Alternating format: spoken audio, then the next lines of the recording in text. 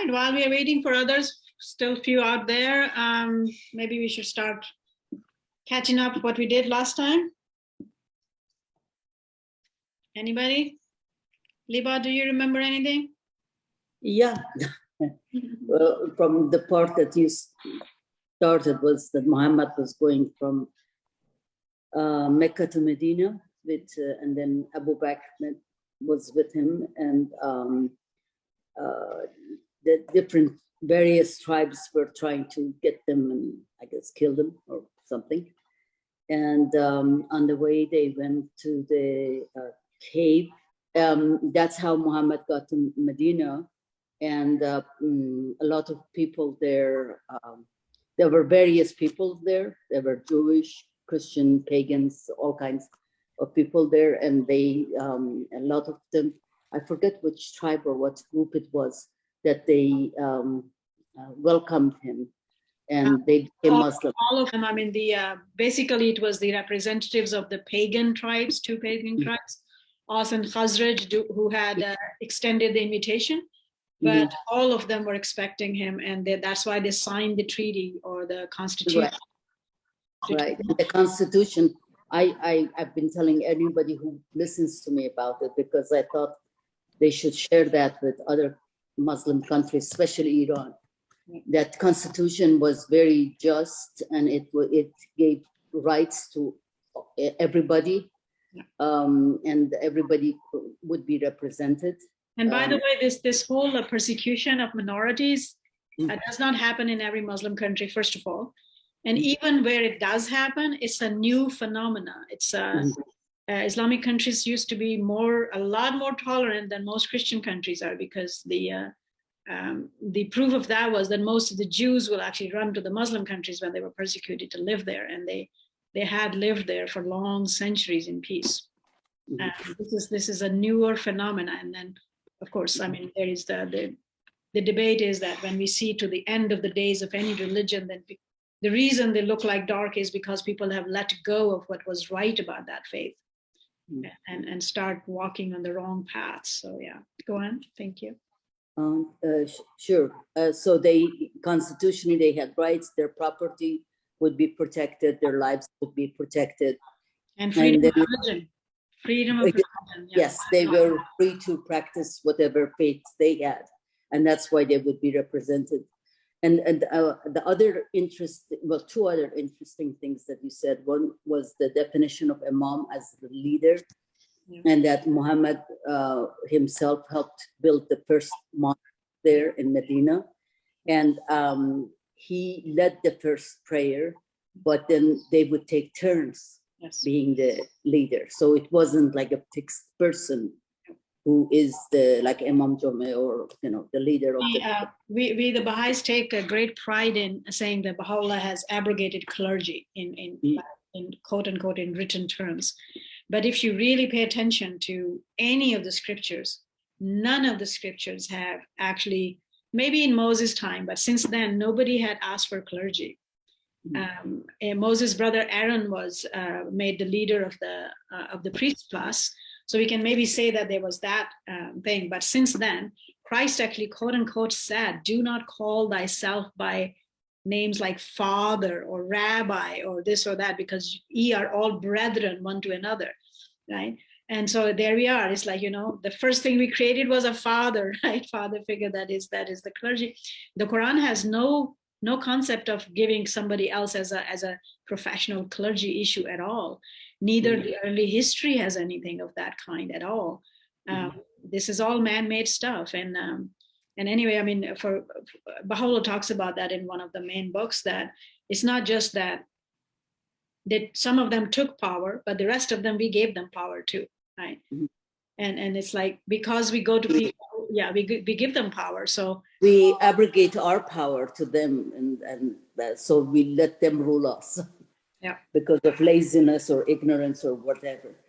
So that was a big revelation, at least to me, the definition of Imam and how it was.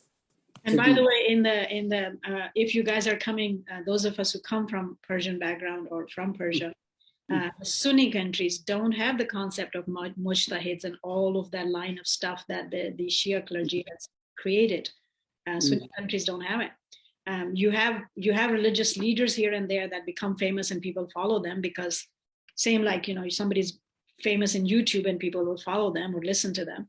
But there is no official clergy, so to speak, that can give fatwas such as it's right. More elaborate in Iran and in Shia Islam. And that sort of reminds me of the story of Rumi and Shams Tabrizi, that Maulana Rumi was revered and taught, a teacher and whatever, and people would go to study from him. And then when Shams goes to him and says, "Are you a real teacher? Do you understand?" And he bowed his head in humility. Anyways, I wish more people would do that. And then the other concept that I thought was very interesting was that the word Islam or Salam means surrender, and that you're surrendering to God, and that in any faith, whenever you acknowledge or proceed the revelation of the day, you are surrendering to God. That's how the Quran calls Abraham Muslim. Mm-hmm. Adam Muslim. Islam as namesake came at Prophet Muhammad's time. None of the previous revelations, we named them by that name, but the Quran calls those believers as Muslims. And so you will hear that from Muslims now and then, those who read that, but they kind of think that, oh, maybe it was actually this Islam, this law, but they manipulated something. You would have heard that a lot. Oh, they changed something or did something. That's not what it is. It's whenever he sends a messenger and you adhere to that, you are surrendering your will to God, and therefore you are a Muslim. Yeah. And that's the gist of what I remember. Very good, very good. Thank you. Anybody else? Anybody wants to add, comment, anything? Yes. Actually, that gets us to a very good start because that's where we're starting, the permission to fight. Right. So I sent you handouts. And so this is very, very important to remember that 14 and a half years, right? When we, 14 and a half years of persecution, killing, oppression, stalking. Most of the Muslims have left Mecca, which is at that time and age, this was so much more difficult to leave your homeland, leave your mother place and go somewhere else because you were not accepted anywhere else. It's like, your whole identity was to your city, to your tribe, to your own type of people. So it was so much more difficult. It is quite difficult still, by the way. When I became in a limbo and nobody, then I understood how hard it is for to be a refugee, so to speak. But so there are special dispensations and love towards it from God, because it's a very hard thing to do, and yet He actually promotes it, right? He promotes it. If you're oppressed, then get up and go somewhere else. So they have done all of that. That's the last thing you can do, actually. If somebody wants to keep on hitting you, the only last thing you can do is to walk away, to leave the space, right? I mean, what else are you supposed to do? You have taken the punches, you've taken the punches, and you leave, and the guy who's punching you won't leave you alone, right? They're now there. So now they actually crash. That is what Baha'u'llah did. He left here for Kurdistan. For Kurdistan, yes, he did. But Iran, he was kicked out of there. They banished him, right? So it's a different level of oppression when it comes to that. So, but yeah, Kurdistan, he left himself. Isn't the Kurdistan? He was fed up with the infighting. Yes, it was his own. That's the way he went. It was his own brother who was terribly jealous, and he was trying to consistently snatch all sorts of things, and that was dividing the community. And plus, it was very, very hard times, because after Bab's death, after Bab's martyrdom, most of the top leadership was already killed. Among the very influential leadership, Baha'u'llah was the only one who was left. Everybody else was chopped down. So one thing that happens if you chop down your scholars is that the community has nowhere to turn to, especially in those areas where most of the people still are. You don't have books available. You don't have you're not literate, and so forth and so on. So yeah, it was hard times, really, really hard times. So yeah, anyway, so now Meccans have actually, within a few months of their migration, Meccans will declare war against Muslims. And we already talked about it, that they're going around inciting other tribes. They're consistently making stories, lying about whatever they can do, and they're persecuting them. And so the life has become really precarious in Medina. So not only that, in Mecca, they only had to fight Quraysh and their families. Now they have these several other tribes have already tried to raid closer to Medina, steal their stuff, pose danger, because everybody's believing Quraysh that this is happening. Within Medina, you have the hypocrites among the pagan tribes who don't like Muslims. They are consistently creating mischief. Within a little while, some of the jealous leadership of Jewish tribes is doing the same thing, because maybe they cannot voice it because majority wants this and majority is with it, but they so whenever jealousy and deceit is something that is a cowardly act. Actually, most of these people, there are those who can object on you, and that's different. You can't be an open enemy, and God invites that. Actually, be hot or cold, right? God invites that. So if you have problems, come up and talk about it. Come up to my face and say that. But this playing under the table and insinuating things and making stuff, it's been hated always by us, by God, by everything.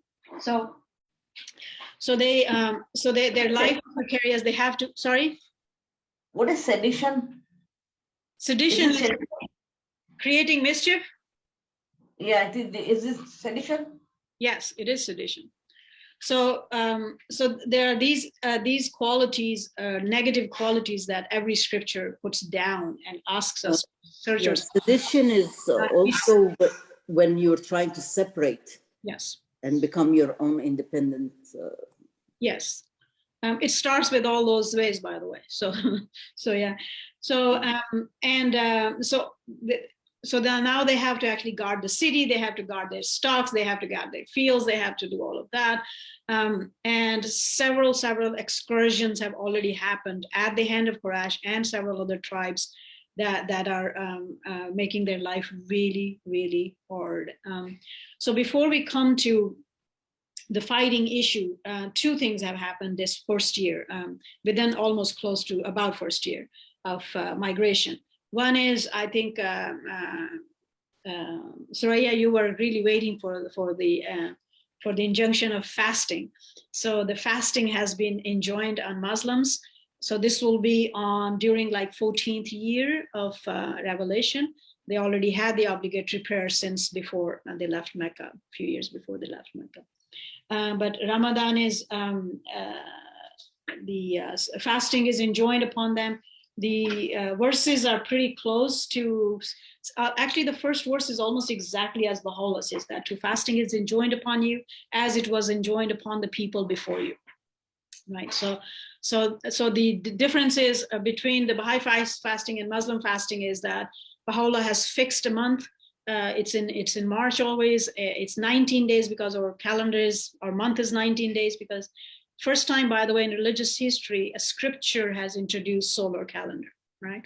So even most of the Baha'is don't quite realize that. So we have solar calendars before, a couple of them. Julian calendar was solar, Gregorian calendar is solar, but it wasn't in the scripture. Somebody created it and it had a million problems.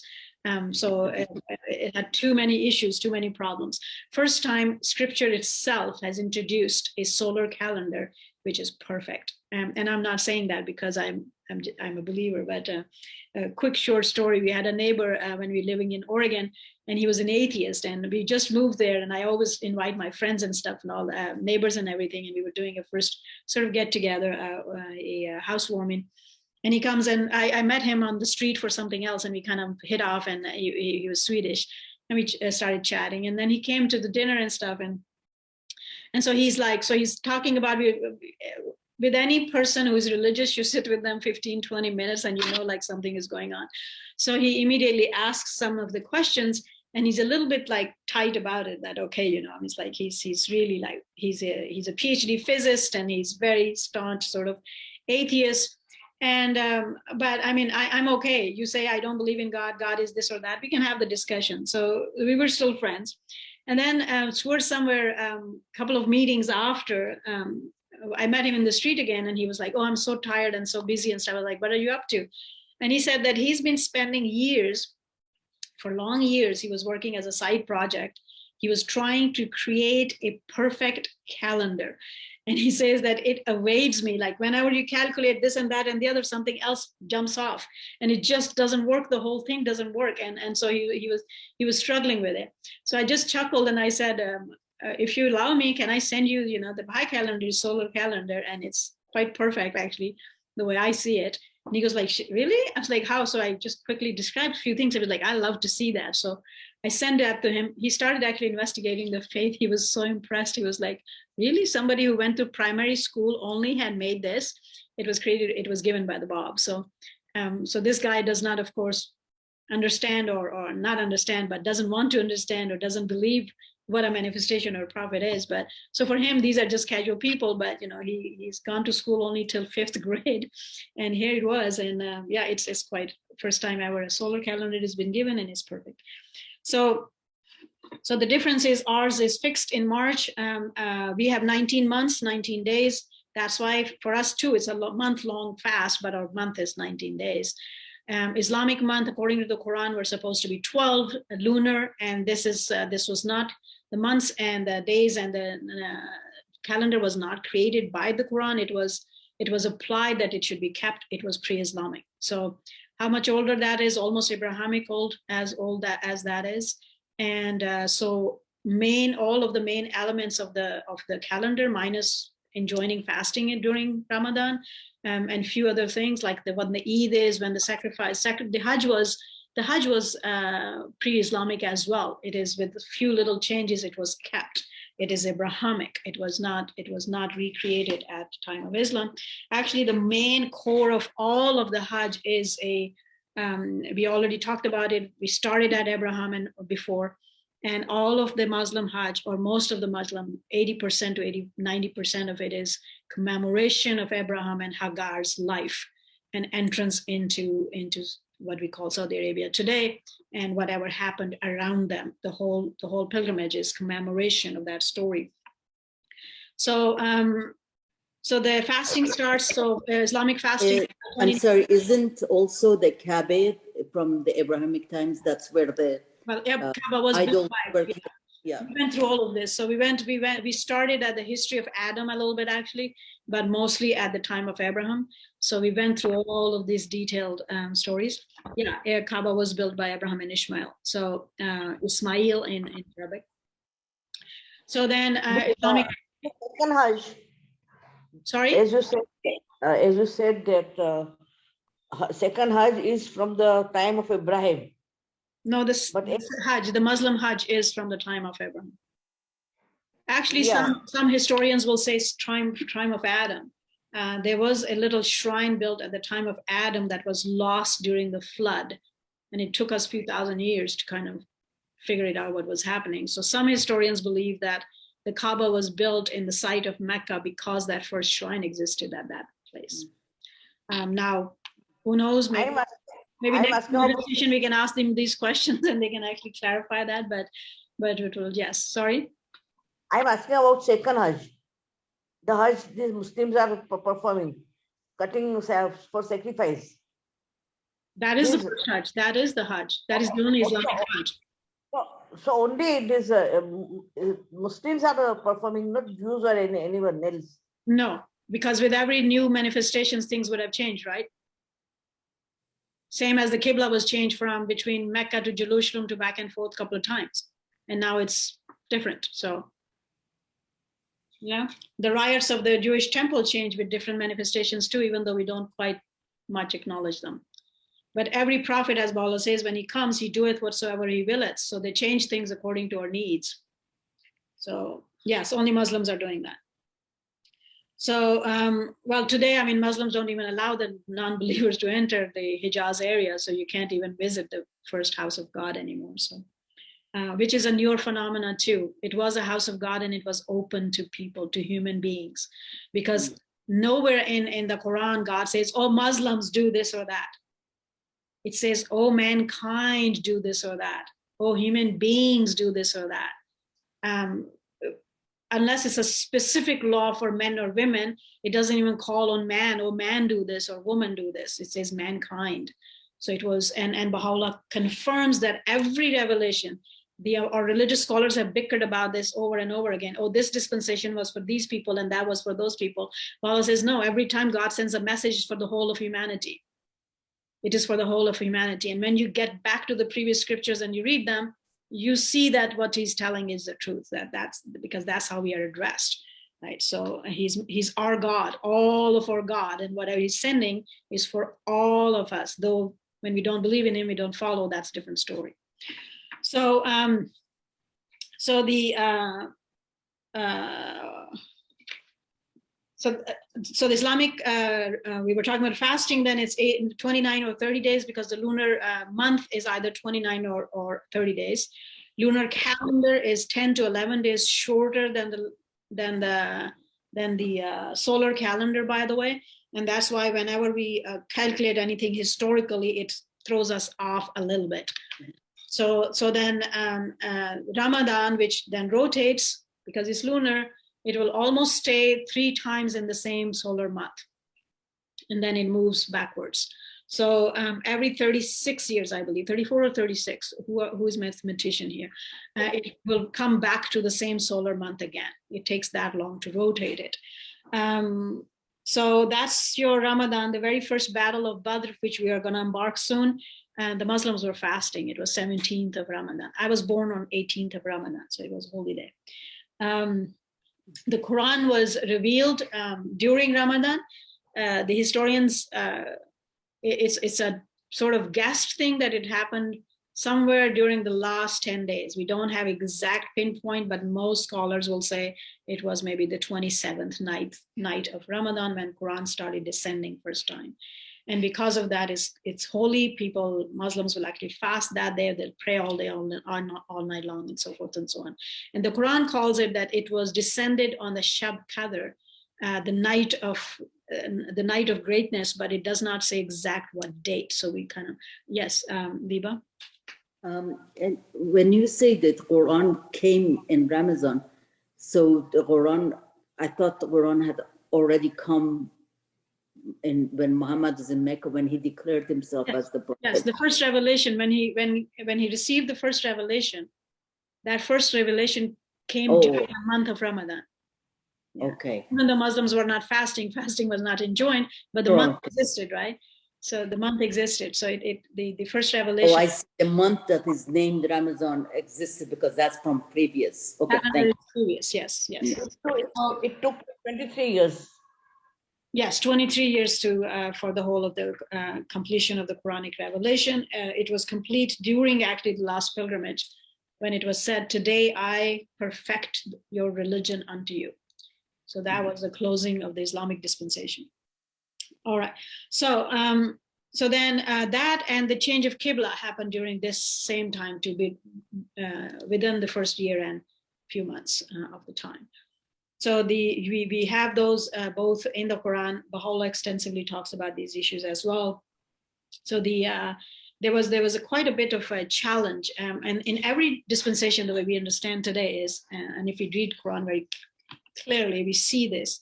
Every dispensation has few things that it seems like they're brought in just to test or resolve. And this issue of the Qibla is where God talks about this in the Quran. And it says elsewhere that whichever way you face, that's where the face of your God is. Because if everything belongs to him, then he exists everywhere. It doesn't matter to him if it's east, west, south, or north. But this is to test you, if you actually stand with him or if you are doing whatever, right? So a lot of times, a lot of these social changes in every revelation, it could have stayed before. It could have been something else. It could have been opposite something else, because there is various few things in every dispensation. When you look at it, you wonder, like, why this? What's the point, right? And the point is that if point is, what is the meaning of Islam? What is the meaning to be a Muslim? Surrender. Surrender. To surrender. And the Submission. Yes, and the Quran says what? And Baha'u'llah repeats that over. And Baha'u'llah says in one place that if you understood mankind, if you understood one verse out of the scriptures, one verse, you'll be straight. There'll be no problem between you and God, and you always would be on the path of truth. What is that? Anybody? One verse. One holy verse.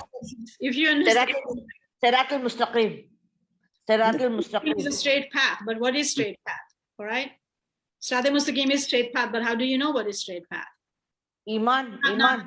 No, Iman is just belief in that. So one verse, one ayat of the scriptures, he says, one claim of God actually. Bismillahirrahmanirrahim. Nope. Maliki yawmiddin. Nope. Iyaka. Okay. Nope. That is just a prayer. That is just a prayer after you came to God. You're asking him to keep you on the right path. It's surrendering. It's accepting God. The one who hasn't come yet would not be saying that prayer. That prayer is for the believer, actually. You have to believe before you will say that prayer. But there is a demand from God. There is a claim of God about his own self. La ilaha illallah. Nope. Give up? You guys all owe me like dinners or something, you know? Because especially Baha'is in the class, you should know this, all right? So this is in Iran, by the way, and many other places in the writings of Baha'u'llah. Baha'u'llah says, if you would understand the meaning of he doeth whatsoever he willeth. That's it, all right? He, God. And through his authority, the manifestation of God, by the way, right? Because we don't know God, by the way. He's unknowable. We'll never know him. And anything we know about him is because of those manifestations. They have kept our knowledge higher. It grows higher and higher. But if none of them came, we would not know, like a worm under the earth, we would not know what God is. We will stay an animal, right? So so their authority then is that king's authority that they are giving to us, because we only know the God through them, right? So this authority then is brought to us through the manifestation, and manifestation itself exercises this authority. He doeth whatsoever he willeth. He is the one who has essential infallibility, and he does not share it with anyone at all, right? So that is your highest station. Before all else was word. The word was with God. The word was God, right? That's the Bible. And Baha'u'llah clarifies that, and he says that the manifestation itself, the person of the manifestation, the prophet itself, is the living word. Then he gives you the written word too, because he'll be gone someday, and you need to have something of him, right? So when we say we love Muhammad, or we love Baba Baha'u'llah, we love Christ, or we love Moses, or we love, and then we don't follow a single word what they have given us, what do we love about? I don't understand, right? What are we loving? Because what we have of Muhammad is the Quran in our hand. What we have of Moses is his books in our hand. What we have Christ of his word in our hand. What we have Baba Baha'u'llah is the writings, is the scripture that they gave us in our hand. If you don't follow that, then what's the love? I don't know, right? So Baha'u'llah says, if we could understand the station of God and his claim about himself and his demand, he doeth whatsoever he willeth, and none has the right to question him, right?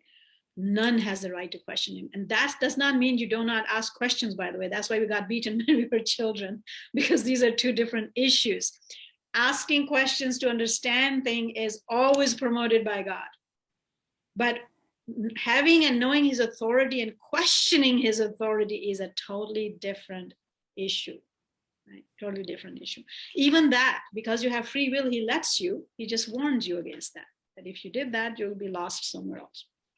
So, هرچه کند او کند ما چه توانیم کرد یفعل ما یشاء و یحکم ما یرید است. Yes. All right. So that's that. Then the Qibla was changed, and the Quran itself said that it was changed to test us, right? Because Jerusalem still stayed holy for us. still is for all of us, right? So that Temple Mount is still holy for all of us believers, but God changed it. And so, but this became a great test for many believers. Some of them actually left the faith because so there were a few reasons. One is that when they were praying towards Jerusalem, the Jews were actually, of course, they liked it because here are these pagans that you have no respect for and all that, but their holy place is your holy place. And the Kuffar Makkah did not like that. Remember, we talked about it, because Jerusalem at this point is not Jewish entity anymore; it's a Christian entity now. And the Kuffar Makkah did not like Christians. They were with the they called it fire worshippers of the time. Of course, we know that that's not true, because again, Zoroastrians too, you're seeing them at the time of their end. But Zoroastrianism, in Baha'i faith, we believe that that is from God. It is a true religion.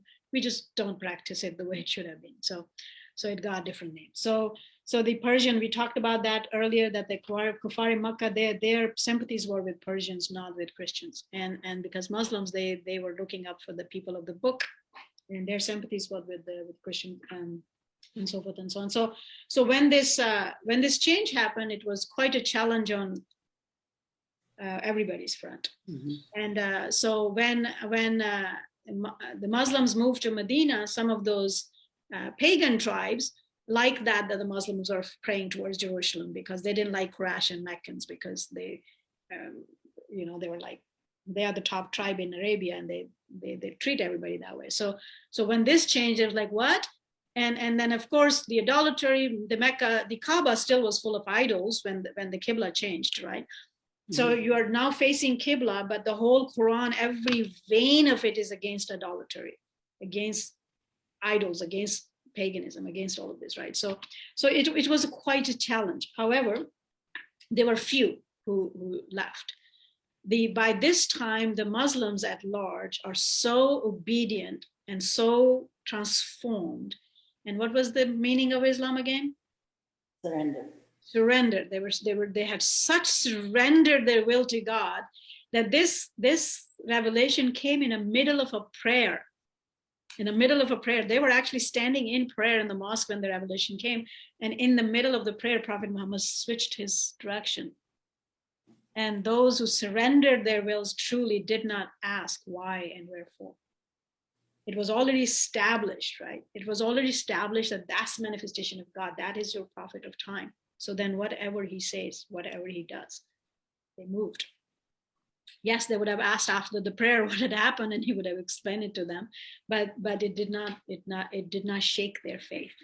And so that's why it's like, whenever you are a believer of any kind that you claim, then surrender needs to be at that level. And of course, there is a consistent asking questions, or studying and understanding, because sometimes we are surrendering to our own idols rather than the truth. And the Quran warns about that over and over and over again, right? Baha'u'llah says, look at all things with a searching eye, including his own scriptures, right? Not that the scripture is wrong, but my understanding of it is wrong, and often is wrong. So I must get back to it over and over and over again. And I must leave that door open of understanding that my previous understanding could have been wrong. So let's see what is it that God is trying to teach me, right? So Liba, you had a... Yes, I thought, and please correct me, I mean, I read it a while ago, Kitab-e-Iqan, I read it, and I thought in it where it talks about the changing of the Qibla from Jerusalem to Mecca, that God through Gabriel tells Muhammad to go ahead and change it, because he was so fed up with how Muhammad and his followers were treated. But that was one of the reasons too, yes. But the Quran itself, Prophet Muhammad explains, and the Quran itself explains that too, that the decision belongs to God. Right? Tomorrow he says, stand yourself upside down, your head down and legs up. I'll start learning how to do that. Simple, right? So decisions belong to him. So he said, yes, there were several reasons, and all the lower reasons, of course, are combined in there, right?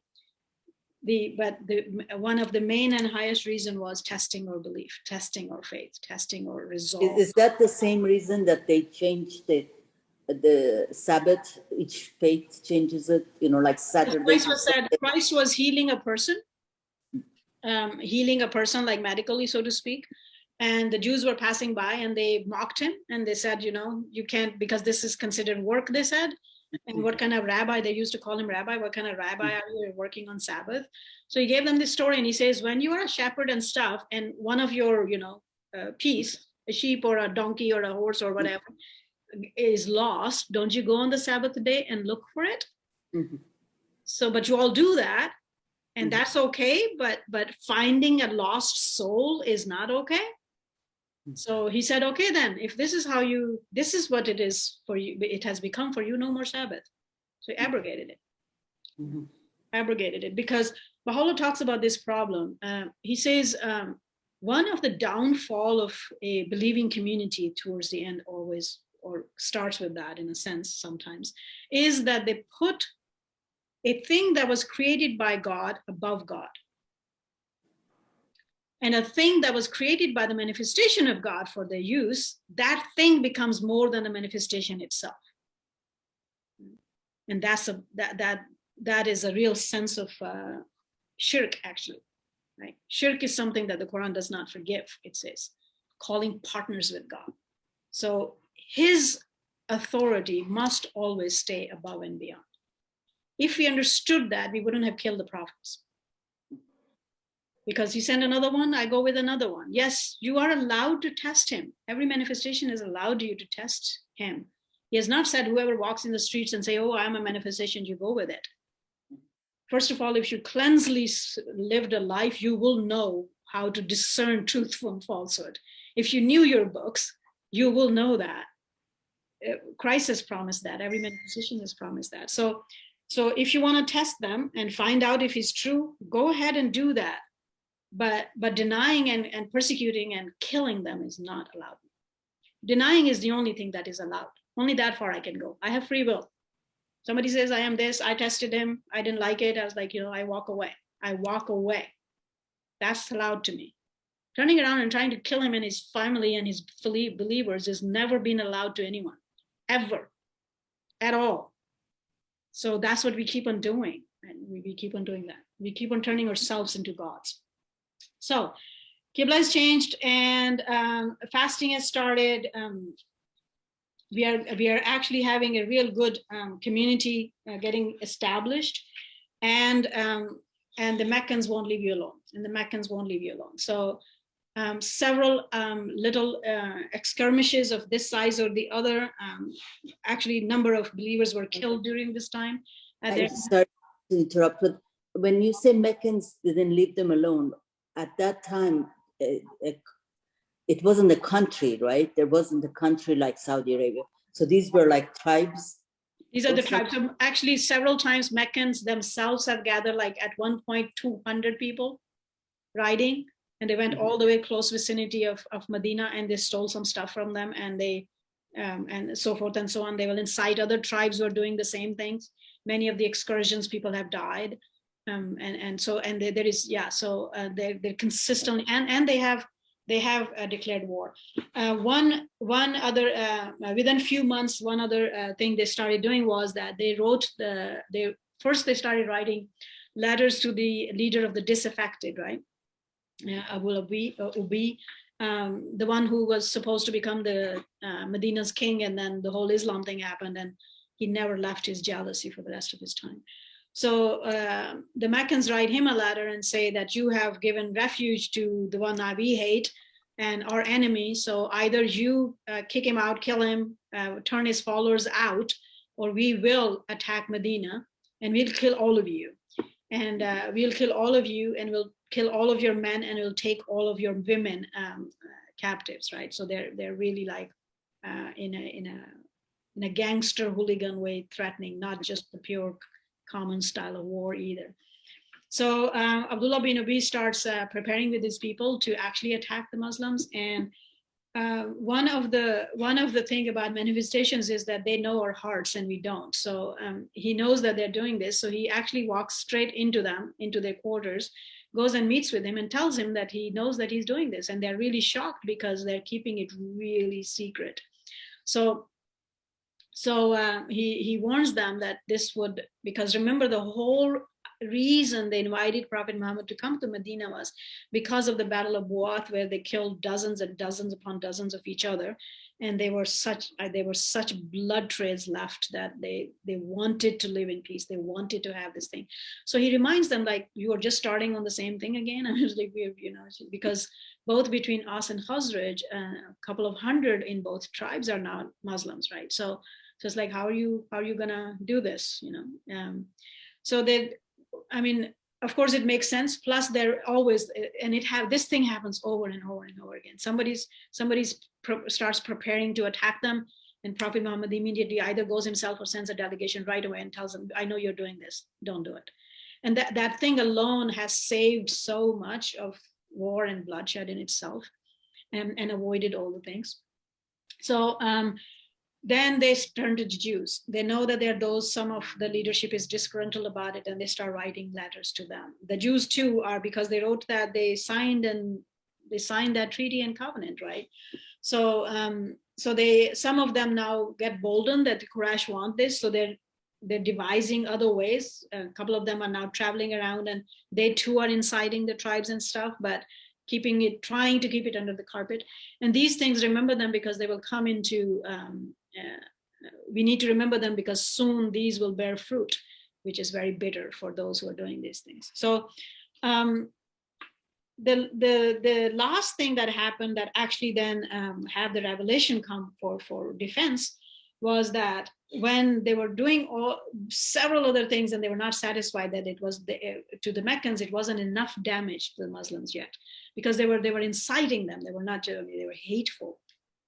So what they did was they decided that they were going to, remember now, a lot of them have left at that time, especially if you are traveling on a horse or a camel and you don't have much means, how much you can carry with you, right? Maybe your one pair of shoes, your living, couple of clothes, some other utensils, some maybe your jewelry and some things like that, right? The bundle of something. You left most everything behind. Those still are their properties. Those still are their things.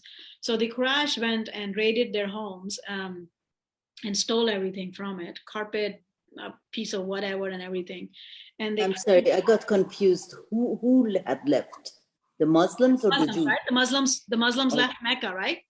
Okay. The Muslims, when they left Mecca for Medina, their houses were left behind. Most of their belonging was left behind. So the Quraysh go and raid all of that, loot all of that, and with their own stuff, put that in, create a big caravan, and go and sell it in Syria, right? So they made this, and then Muslims know this, and they are really grieved about it. I mean, remember we talked about it, that from the very beginning, some of them will come to Prophet Muhammad and say, please allow us to defend ourselves. Allow us to defend ourselves. It's like, no, God does not allow you this. You will not raise your hand on your enemy. You need to persevere and be patient. So when this happened, they again lament, of course. And it's like, it's humiliating. It's not even just losing your stuff, but it's humiliating. And some of them have said that over and over again, that these are the most of them who came from Mecca are warrior type, right? So because the Quraysh is very warrior type tribe, and it's like they're not Medinan people. The Ansar were farmers. They're more milder people. They're more into that. Quraysh are very they're traders. They have seen the world. They traveled around the thing in those harsh conditions, and they're very warrior-like tribe. And so here they are. They were like, okay, we're not cowards, and right. So, but these people are consistently, somebody slaps your face every day and runs away. Every day and runs away. It's like, it's humiliating. So they complain again, and here we are. So 14 and a half years after the Quran, 22:42. 40 to 41, 42. I send you the handout. Actually, since I talk so much, do you guys have printed out handouts, any one of you? Can you? I have it on my phone. Can you read that? One each, please. I have few verses here. So regarding what, there are dozens more, by the way. I just put few here. If you're interested, we can glean the rest and send it to you. I'm sorry, what Read do you want? Permission to fight is granted. Oh, just that from the beginning? Yes, just that verse. Permission to fight is granted to those against whom war is made, because they have been wronged, and Allah indeed has the power to help them.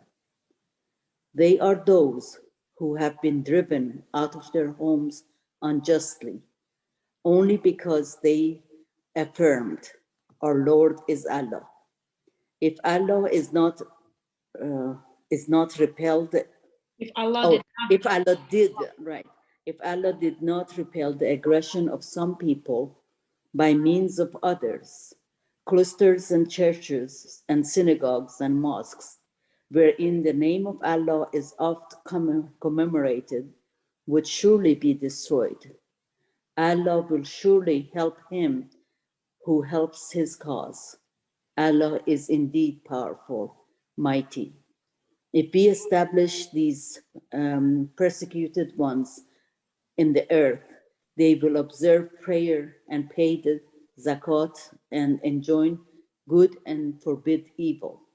With Allah rests the final issue of all affairs. 22:42.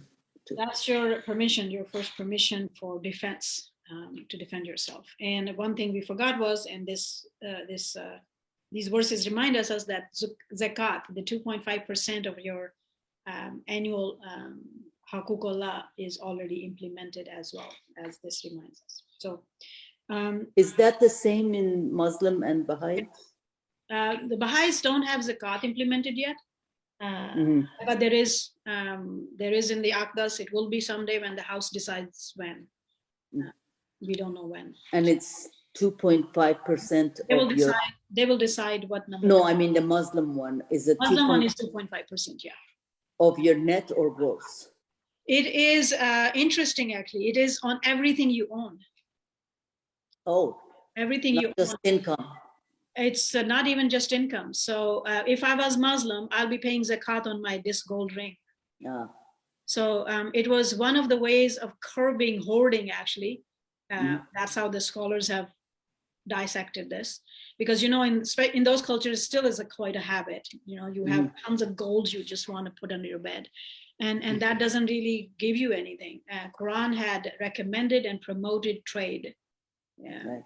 What we call. I was thinking that I don't think here the 1% in the U.S. would like that. Well, but you see, 2.5% is peanuts to what I pay to my government here, right? Yeah. So they have to pay every year. Every year, yes. That to zakat they have to pay every year. Yes, yeah. Every year on the Eid al-Fitr. So the.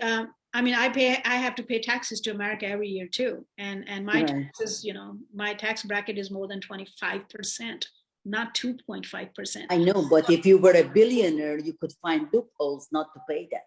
Not really. They do 50, more than 50% of their income goes into taxes, by the way. But this is not the topic. We don't want to talk about that here. So, okay. So when somebody makes unjust comments about this, about zakat or about jizya and stuff, remind them that, please. So I am a Baha'i. I live in a country that is secular, which is 75% Christian country. They have mostly like Christian culture, Christian everything. I too pay the taxes of the country. All right. So I'm not forgiven it just because I don't follow the majority's religion or whatever. So a lot of these contentions are just, again, as Baha'u'llah says, put the conceit out of your heart. Don't that ego. Why did God create ego? Conceit. So, well, without ego, you cannot have free will. You'll be a machine. So you have to have that. All right. We have to check it, but you have to have that. All right. So next, Nahid, would you read the next one, please?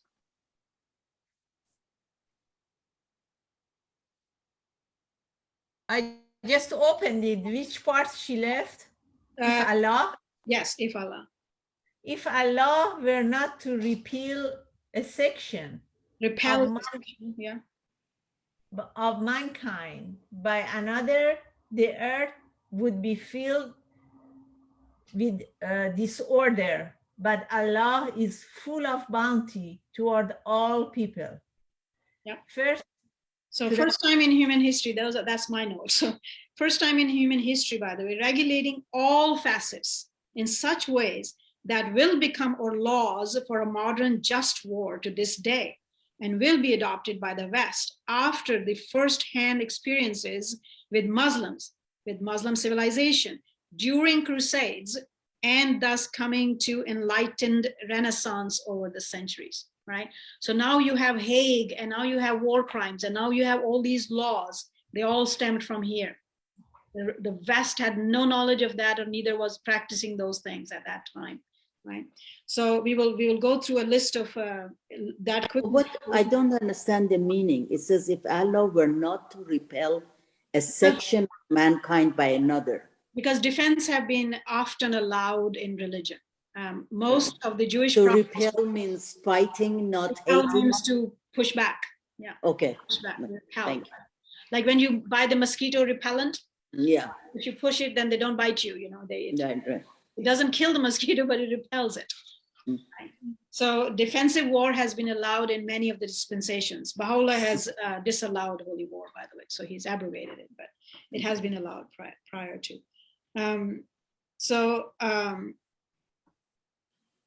So whenever they kindle a fire for war, that's another. And I have picked these because, yes, you're allowed defense, but what are the limits, right? What are the limits? Whenever they kindle a fire for war, the enemies, Allah extinguishes it. They strive to create disorder in the earth, and Allah loves not those who create disorder, right? Fighting is permissible only to repel or halt aggression. But even in the course of such fighting, Muslims are not permitted any transgression, as is it said, fight in the cause of Allah against those who fight against you, but do not transgress. Surely Allah loves not the transgressors. What would be a transgression? Transgression would be that you're asked, for example, one of the rules of battle was that if the enemy lays down their arm in the middle of the battle, you don't kill them. Your arms immediately. You cannot continue because the whole reason was to repel them. And if they say, okay, no more, then no more. If they start running away, you don't follow them. You don't chase them to their homes and kill them, right? I mean, within the field, yes, you will run somewhat that, you know, because if you just stop, then they'll turn around and attack you again. You understand that there is logic around it, but you don't just go and you do what battle's over. They lost. Yeah. So fight them. So should the enemy desist from the fighting, the Muslims should do likewise, for Allah is most forgiving, merciful, right? Forgiving. Think about this. You are in the middle of a battle and somebody's already killed 6 of your family members right in front of your eyes, all right? And before the 7th one goes down, for some whatever reason, the guy decides, okay, no more. Your job is to forgive them right away. Hatred of enemy is not allowed. We are not fighting because we hate them. We are fighting because we want to have peace. We want them to stay home, leave us alone, give us our rights. The only wrong in their eyes I've done is I've changed my religion. I picked up a new chapter of God's faith. That's my human right, always has been. That's what they're trying to curb. That's what they're trying to take away from me. That's what I want back. So if you're not attacking me for that, and I can be left alone to live in peace, my life, then there is no fighting. Right? God has never allowed war for taking up other people's stuff or expanding your territories or whatever else we human beings have turned it into. Never allowed that. Fight them until there is no persecution, and religion is freely professed for the sake of Allah alone. But even this is subject to the enemy continuing the fight, as is said. If they desist, then remember that no hostility is permitted except against the aggressor. All right? So out of these, and as I said, I just cherry-picked few. There are dozens of verses about war and regulating it. And then Prophet Muhammad created rules of engagement before we will go out and fight the first one, right? So you have the handout. I quickly will read few. Rest of them, please take time to read them. One of them that even as a very little child, what really intrigued me was that he told Muslims they were not allowed or discouraged heavily to hit somebody in the face in the middle of a battle, right? So he disallowed Muslim to strike somebody in the face because it scars it. It dismantles you. It makes you, you know, always have it in front of you. It makes you look ugly. Your job is not to dismantle people or make them hate their looks. Your job is to just stop them from persecuting you, and be very kind and mindful of that in the middle of a battle that is being fought with swords, right? Swords. Also, when they see the scar, they remember who did it, and the hate will continue. Scar you will remember anywhere in the body, but it's like, you know, and so they were asked to be very careful. In the middle of the battle, the Muslims are asked by this prophet of God, this manifestation of God, whose title is what? A mercy unto mankind. And we have turned into, I don't know what kind of strange thing we say about him, right? So he says, he tells Muslims to be careful how you inflict an injury, as minimum as necessary, so to speak, right? So if just, you know, hitting somebody in the arm stops them, then stop that. You don't need to cut it, right? And so forth and so on. So because again, over and over, they were taught that you're not going out to fight because you hate these people. It's the hate that creates those things in us, by the way.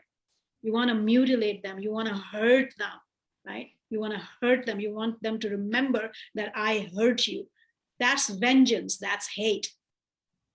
That's not a merciful way of trying to stop somebody who's not stopping to persecute you.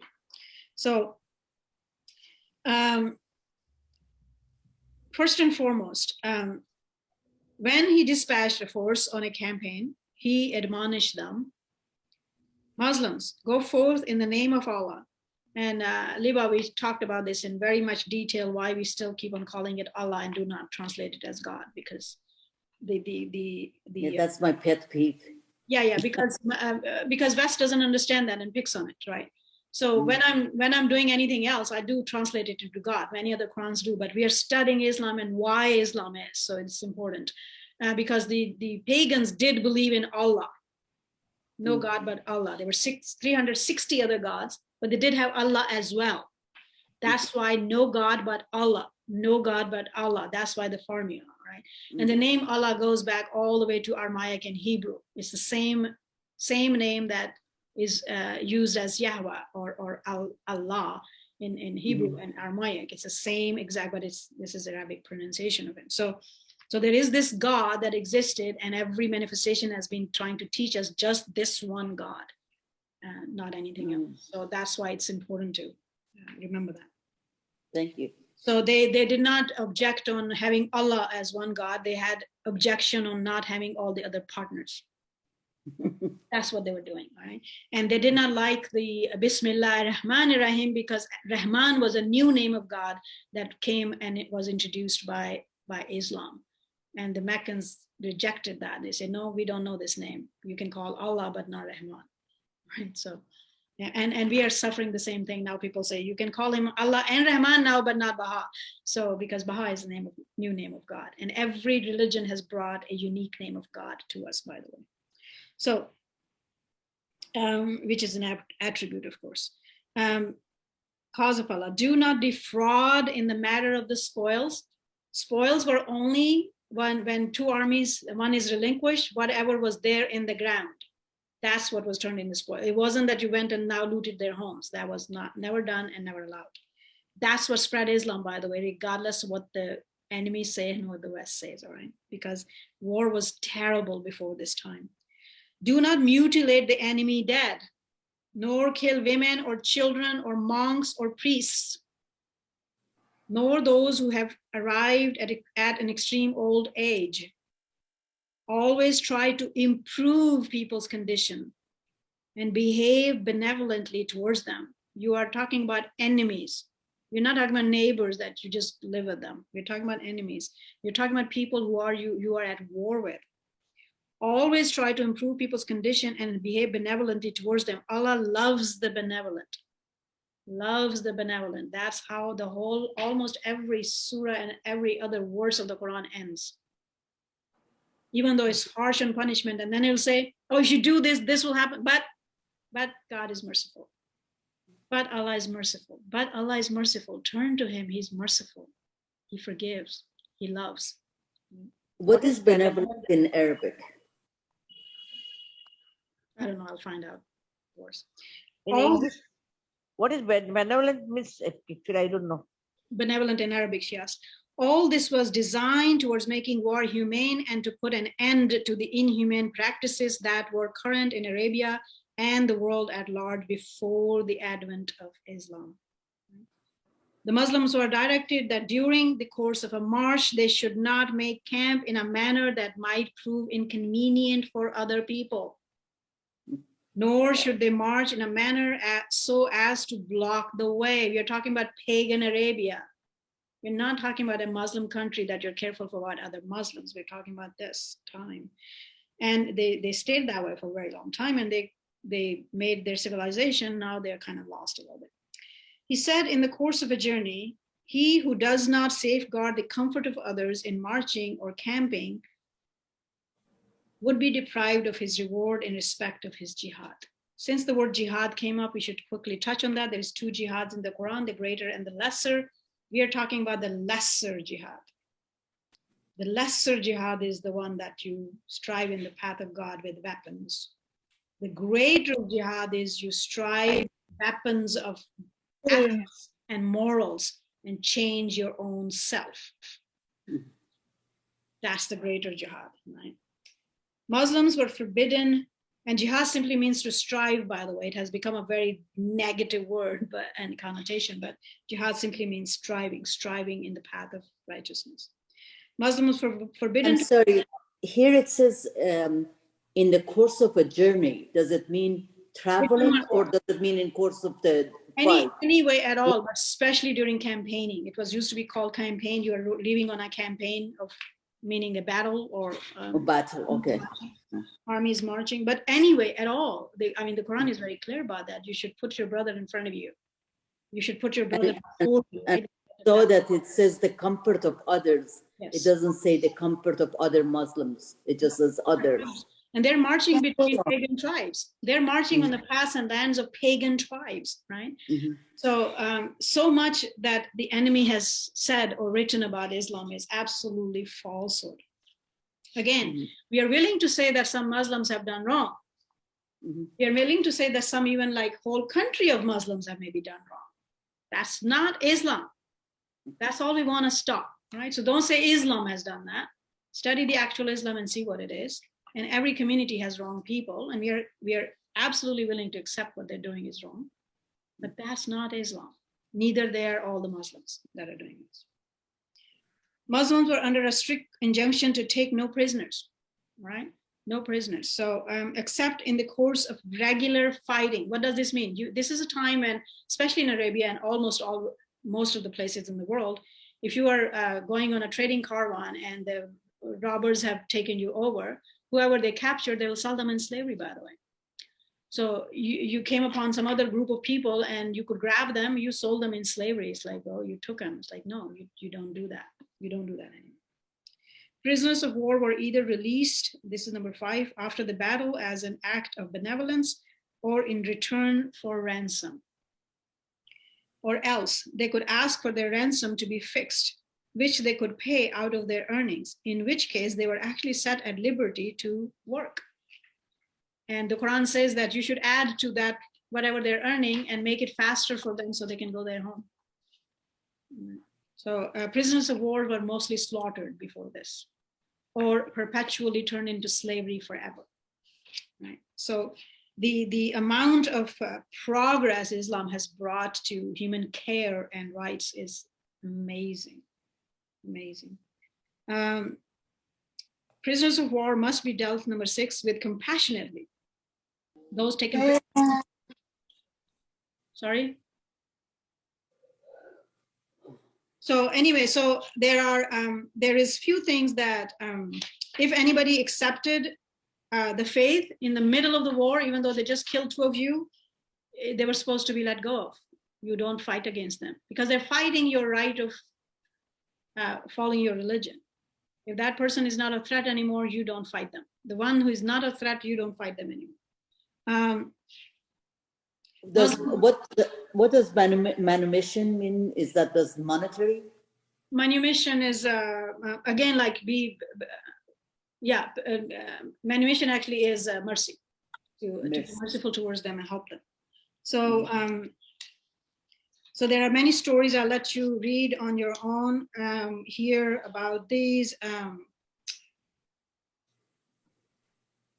One of the thing that you almost never see historically in any time is that after the first battle, there were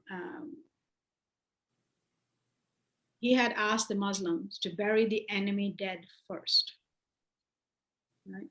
For these kind of things, especially for Baha'is, because we've been so wildly persecuted in Persia and Iran, and whether they dig up our graves and take the bones out. And when I first time read that, I was like, who the hell are you? It's like, seriously, this is a faith that actually forbade that quote unquote type of attitude. So you can't blame Islam for that. It's like, there's just lost people that are doing it. In the time of the Holy Prophet, Muslim fighters were not paid a salary. They weren't paid for a very long time. They were volunteers. During even the second battle was lost. And one of the reasons was that some of the Muslims just like ran to the ground because they were winning. And they thought that if they stayed where they were posted, maybe they lose stuff. So after that, he regulated that. So whatever was grabbed from the battlefield, it was put on a pile to whoever the leader was, and then they will distribute. And the distribution was actually already aligned for how that needs to happen, so nobody felt wronged. So that's what we're talking about. In the field of battle, they were not allowed to not pray. Obligatory prayer is not forgiven you no matter what happens to you, both in Islam and in Baha'i faith. There is a shorter version of it you can have if you're sick or you're traveling or this or that, but you must say it. You must have it. It's not, fasting is forgiven you if you're sick or old or otherwise, but obligatory prayer, neither in Islam nor in Baha'i faith, is forgiven you. You must say that every day. There is as I said, there is a shorter or whatever provided for you, but nonetheless. So, and a weapon is not allowed to be carried during the prayer. So this would be quite a scene. Put yourself in there. Like one of the battles with Khalid bin Walid, maybe 10 some years, within about 10 some years of Prophet Muhammad's passing, happened between both Roman and Persian army together. 150,000 soldiers, Roman and Persians. 15 to this one of them was 150,000 with 15,000 Muslim army.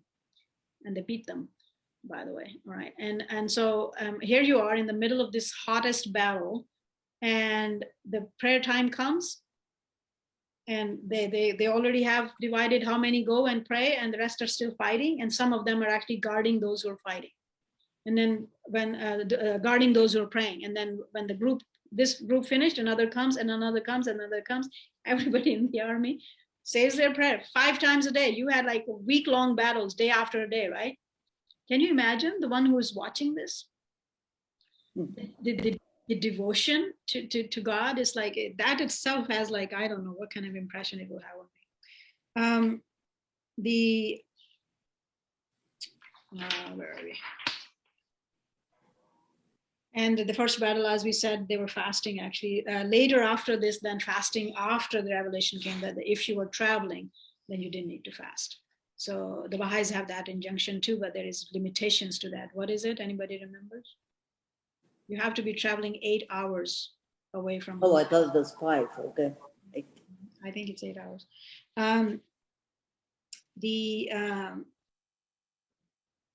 Embassies were protected. This is later what will bring us to the borders of Rome, actually, because somebody killed the ambassador. Embassy was protected. Treason was punished by death, still is to this day in the world. Treason always has been punished by death, especially in the middle of war. Number 19, I will really like, because this is something that he's been blamed so much, so wrongly and falsely. The Holy Prophet, peace be upon him, was most particular with regard to the security and the rights of the pagans who established treaty relations with the Muslims. He observed, a Muslim who kills any covenanting pagan, it was the treatment, human treatment and living of which was such a contrast to what these people were before, that they became Muslims, by the way.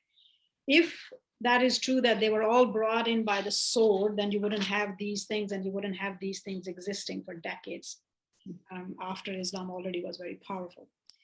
A Muslim who kills any covenanting pagan will not be permitted to perceive the breeze of paradise. He also directed that a Muslim who should be guilty of killing a covenanting pagan by mistake must, in addition to paying his blood money to his heirs, also arrange to procure the freedom of a slave. He had announced that after most of the Arabia was taken, but it was 40 to 45% of Arabia was taken only by the time he died. So it was announced that any pagan can travel freely in security to Medina. He also observed, I shall on the day of judgment seek justice on behalf of a covenanting pagan who is wronged or harmed in any way or burdened beyond his capacity, or is deprived of something against his will.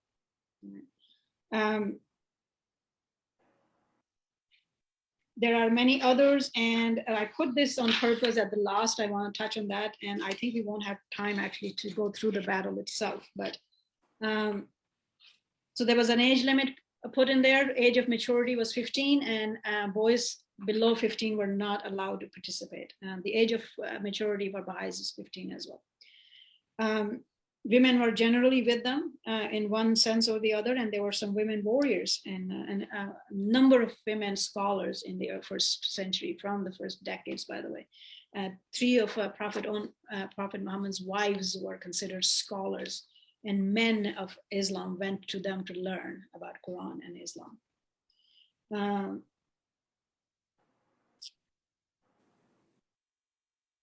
Muslims were not allowed to run away. That actually deserting the army still is a law in most, I think in most countries, if not all, that way.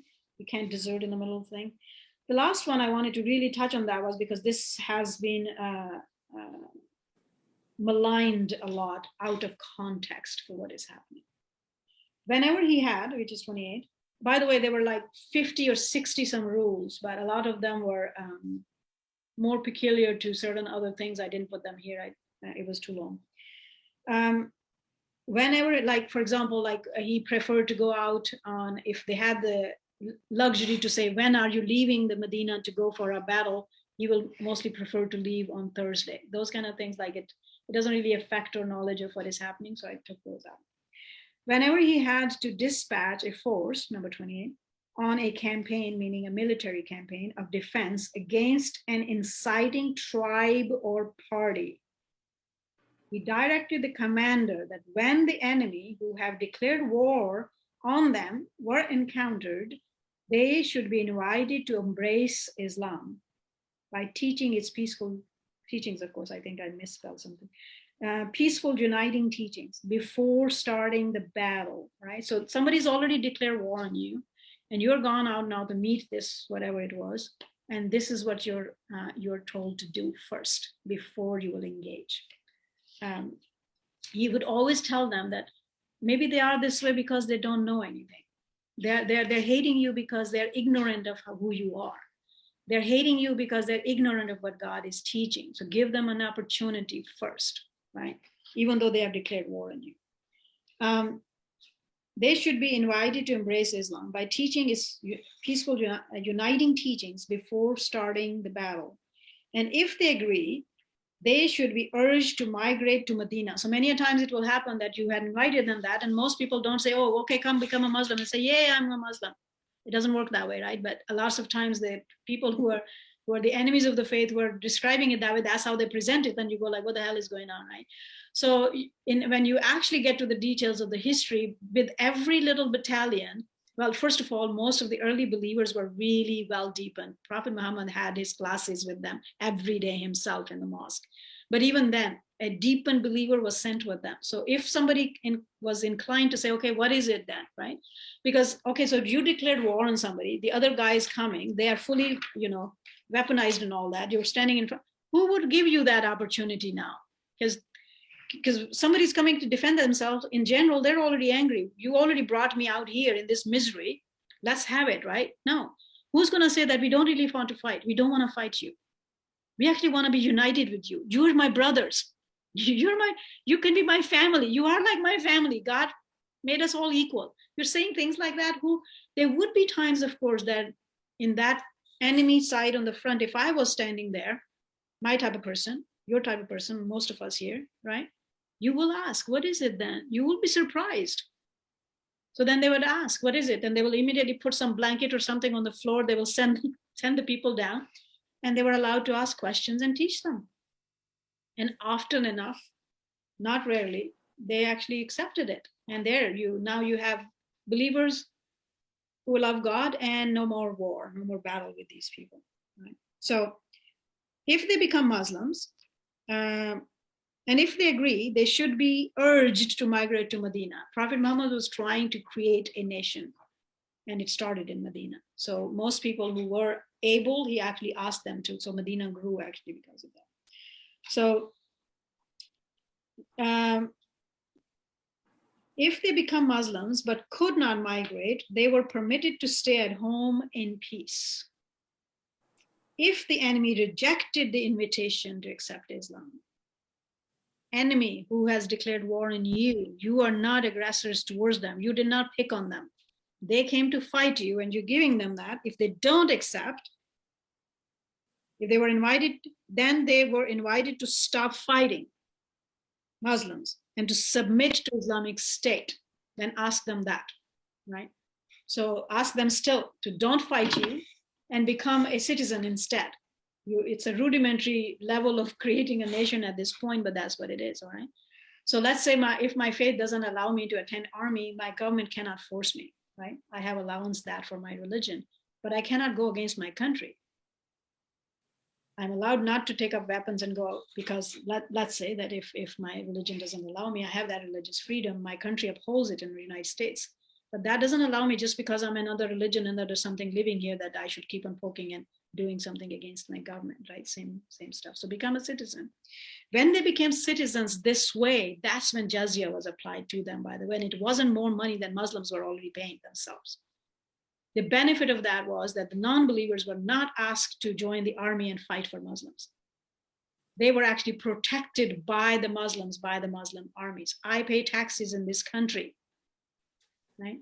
I might be against having an army. I might be against having military. I might be against having all of those things, but I pay those taxes to my country, and part of my taxes go to the military. Part of my taxes go to all the other things, whatever the government is deciding to go to, right? So why is it that we don't object on this, but we object on that? So everybody paid taxes. Muslims paid taxes and non-Muslims paid taxes. There were certain things attached to it for why they paid taxes. The Muslims paid taxes to help the poor, to build Islam is the first community that built free hotels in the world. You talk about caravanserais. We don't have them anymore, but they actually built free caravanserais where a wayfarer could just go and spend a night or 2 nights or whatever. And it was paid by this zakat money, because there are 8 categories that zakat says this money should be spent on, not just whatever. But the non-believers that they pay the tax, that money did not go for these things, because they didn't believe in that God. They didn't believe in his charity. That went towards their own upkeep and security, right? It went towards their upkeep and security. So they're invited to stop fighting the Muslims and to submit to the Islamic States. If they rejected all these offers, only then fight them, because they want to fight. Right? So this thing is really, really manipulated in especially lots of Western historians over the centuries. And at this point, I would like to read this.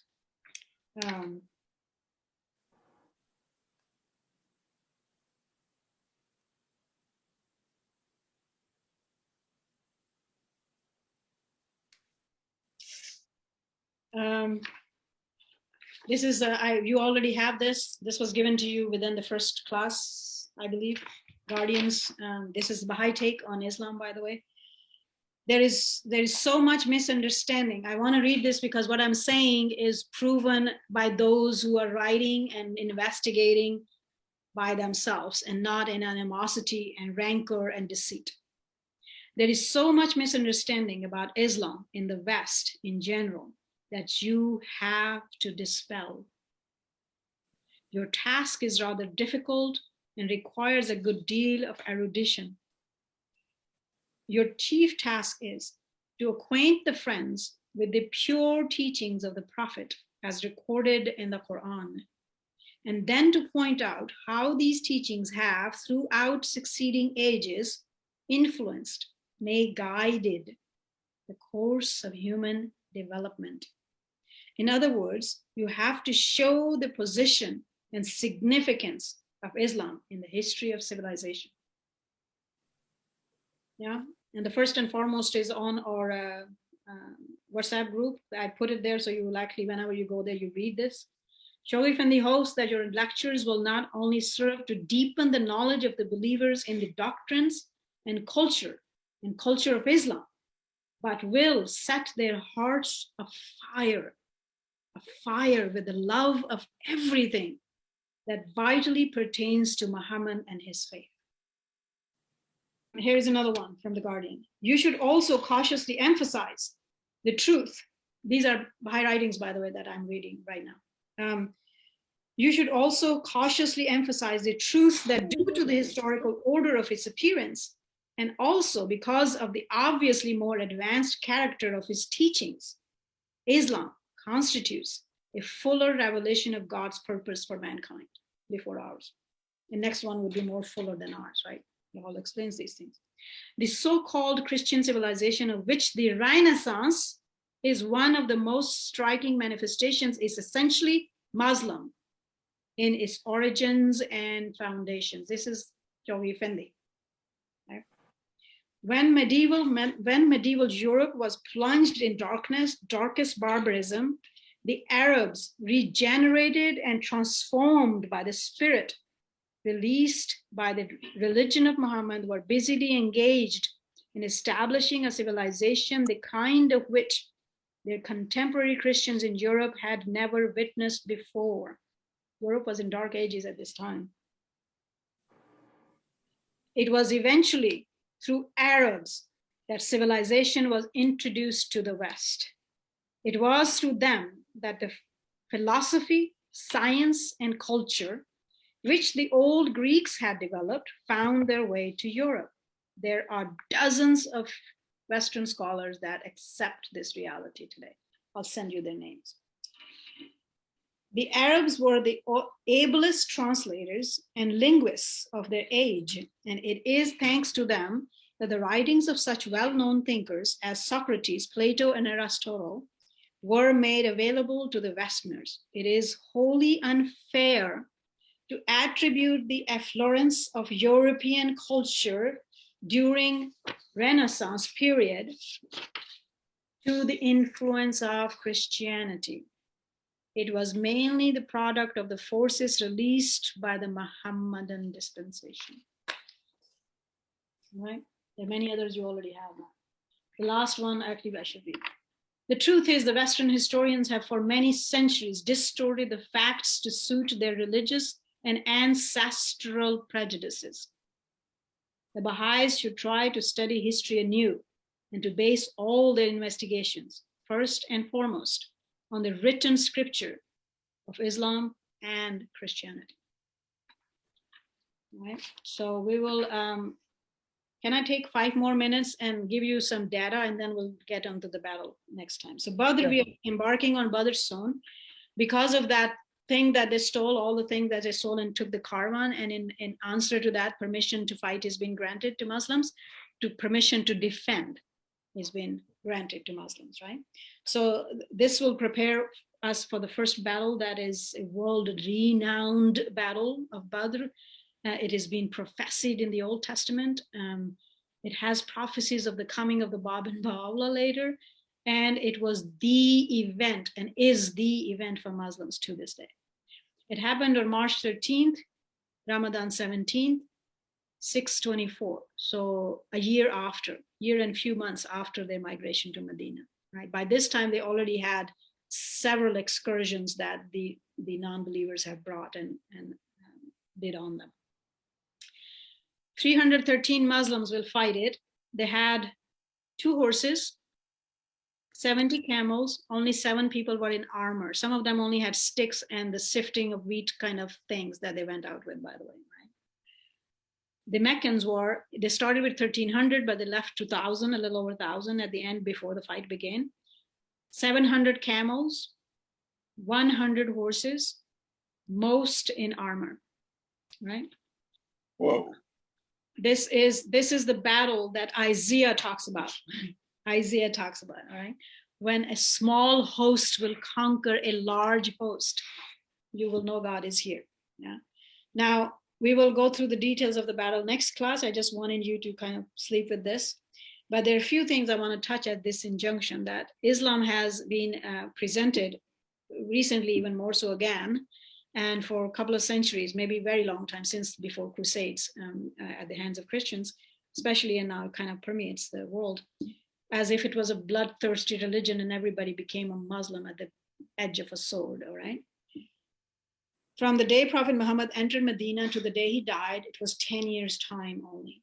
In 10 years, the pagans, the Kuffar in Mecca and other tribes brought against them 60 battles. 60 battles.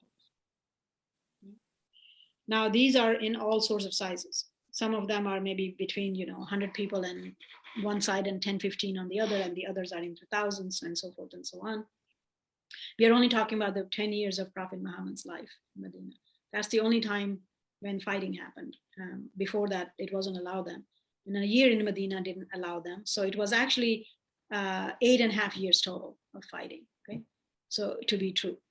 8.5 years of fighting, there were 60 excursions and battles brought against them. You would think that the blood was running all over the sands of Arabia the way the enemies presented, right? All right, total deaths. 8.5 years of battles, 60 battles. Total deaths, 1,018. What? Yes, 1,018, including both sides. What? Yes. 759 pagans dead, including Meccans, when the Meccans were involved, because all of these battles didn't happen just with Quraysh or Meccans, right? Because they incited the whole Arabia. They were all coming at them, by the way, all coming at them, right? 759 pagans, 259. I mean, I think somebody rounded the number, historically speaking. Maybe it will be 1 or 2 here and there, but nonetheless. Yeah, that brings to 1,018 deaths in 8.5 years of fighting. 60 battle, if you divide that into each year, you're almost fighting every month, right? That's the reality. Now measure this against all the falsehood that has been spread against this manifestation of God in his time, and his word, and his life, right? It hurts. That's why Baha'u'llah says in the Kitab Iqan, if you will know the injury of Muhammad, that best beloved and supreme manifestations he calls him, if you will know the injury of Muhammad, you will cry the tears of blood all the days of your life. Whoa. Yeah. He did everything to reduce the damage to as much as possible. So he would send, that's why he would send parties out right away if he heard that somebody was planning this. That startled most of them and stopped fighting. He had teams, these Muslims, daily. Can you imagine? You were running on horses, by the way. And if you're put on a post to keep on watching that, there is no movement, because you have to know all the movements if you want to curb it. Your life is, oh my God. I mean, right? Within the first few years of our war in Iraq, 90,000 Iraqis were killed. Why don't we bicker about that? But we bicker about this, right? After the whole conjunction of what, 10, 15 years of total between what we did recently in Iraq and Afghanistan, 500,000 Iraqis and Afghans are dead. Get out the numbers someday. All right? Get out the numbers someday. And so all of that, and by the way, 3 times in human history, give me any other place if you have. I haven't found it. 3 times, 3 times, a whole city was conquered by Muslim without shedding any blood whatsoever. Mecca was the first one. Mecca was the first one. Mecca was taken totally without shedding any blood at all. The second 2 things again belong to Islam. Jerusalem was taken without shedding any blood in Jerusalem. Because it was holy city, Muslims refused to attack it. It was finally handed over to them. Because they were so good to the Pope that was reigning there, and to the Christians and to everybody else.